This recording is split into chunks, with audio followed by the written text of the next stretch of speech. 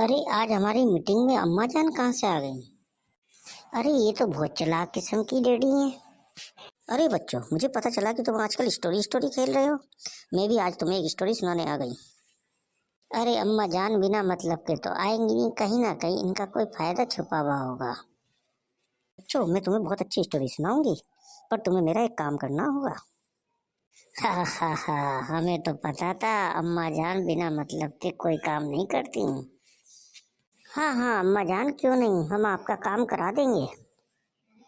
तो बेटा कल एक काम करना, तुम लोग सब आ जाना और मुझे गाजर का हलवा बनाना है, उसके लिए गाजर घिसवानी है। कितनी स्मार्ट हूँ ना मैं, सारे काम फ्री में करा लेती हूँ। पर एक बात है, अम्मा जान काफी उम्र की हैं, कहानी बहुत अच्छी बताएंगी। कौन सी कहानी सुनाऊँ, कौन सी सुनाऊँ? अरे ये लोग तो फिर आ गए। मैं भी सुनूंगा कहानी आज। तो सुनो बच्चों, मैं कहानी शुरू करती हूँ। जैसे तुम लोगों ने परसों कहानी सुनी थी अकबर और बीरबल की, उन्हीं की एक कहानी मुझे भी याद है।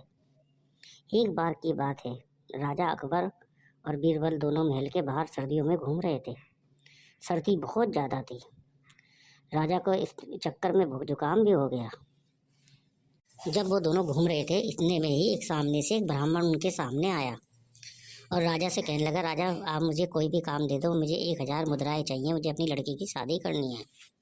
अब राजा अकबर उस दिन मस्ती के मूड में थे।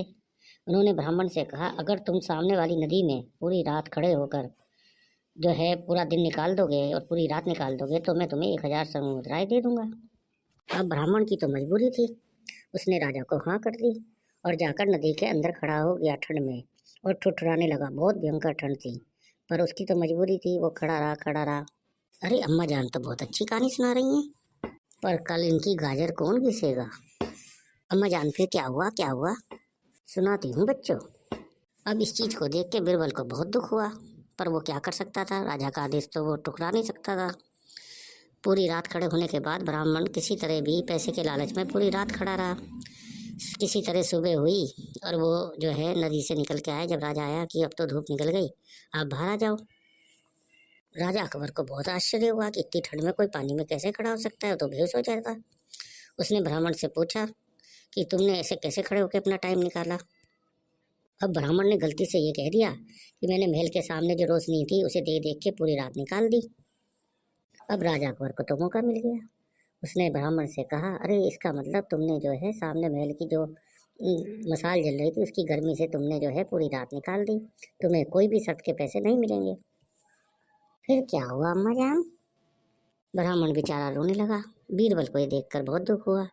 उसने कहा, ये चीज़ तो राजा को सिखानी ही पड़ेगी। उन्होंने अगले दिन जाके राजा से कहा कि महाराज आप हमारे घर आना, कल मैंने खिचड़ी की पार्टी रखी है और आपको भूखे पेट आना है ताकि आपको वो खिचड़ी खा के आनंद आएगा।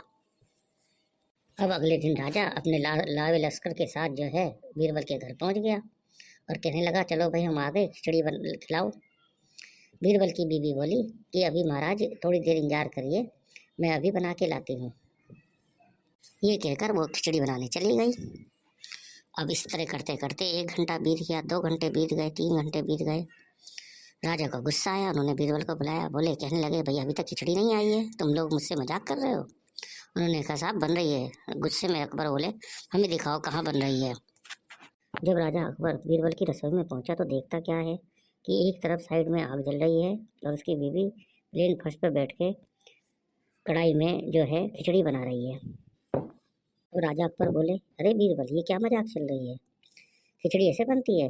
आग एक तरफ है और वो तुम्हारी बीवी जो है अलग से जो है बिना आग के जो है खिचड़ी बना रही है। बीरबल बोले, नहीं महाराज, खिचड़ी तो बन जाएगी, आग की जो तपस है उससे जो है धीरे धीरे खिचड़ी बन के तैयार हो जाएगी। राजा अकबर बोले, ऐसे कोई खिचड़ी बनती है?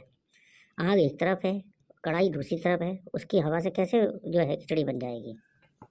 तब बीरबल बोले कि जब महाराज जो वो पंडित जी थे, जब वो नहर में खड़े होके आपके महल की जो मसाल जल रही थी उसकी गर्मी ले सकते हैं, तो ऐसे तो जो है खिचड़ी बनाने के लिए इतनी दूर से भी आग से जो है खिचड़ी बन जाएगी। अब राजा अकबर को अपनी गलती का एहसास हुआ।